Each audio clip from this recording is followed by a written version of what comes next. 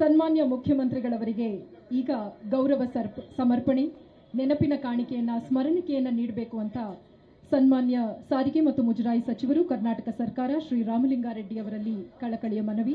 ವೇದಿಕೆ ಮೇಲಿರುವಂತಹ ಗಣ್ಯಮಾನ್ಯರೆಲ್ಲರೂ ಸೇರಿ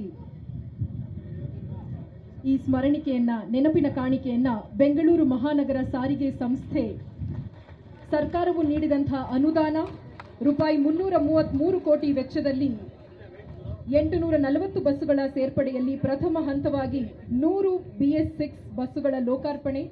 ಈ ಕಾರ್ಯಕ್ರಮಕ್ಕೆ ಆಗಮಿಸಿ ಎಲ್ಲರನ್ನ ಹರಸಿ ಹಾರೈಸಿ ಮಾತಾಡಿದ್ದಕ್ಕಾಗಿ ವಂದನಾ ಪೂರ್ವಕವಾಗಿ ಗೌರವ ಪುರಸ್ಸರವಾಗಿ ಗಣ್ಯರಿಂದ ಬಾವುಟ ತೋರಿಸುವ ಮೂಲಕ ಉದ್ಘಾಟನಾ ಸಮಾರಂಭಕ್ಕೆ ಹಸಿರು ನಿಶಾನೆಯನ್ನ ತೋರುವ ಸಮಯ.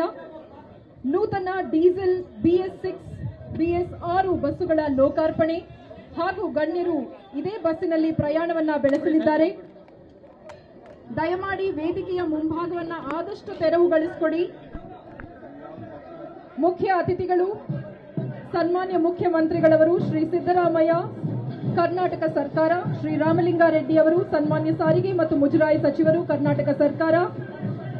ಹಸಿರು ನಿಶಾನೆ ತೋರಿಸುವ ಮೂಲಕ ನೂತನ ಡೀಸೆಲ್ ಹವಾನಿಯಂತ್ರಿತವಲ್ಲದ BS6 ಬಸ್ಸುಗಳಿಗೆ ಲೋಕಾರ್ಪಣೆಯನ್ನ ನೀಡಿ ಅದೇ ಬಸ್ನಲ್ಲಿ ಚಲಿಸಲಿದ್ದಾರೆ.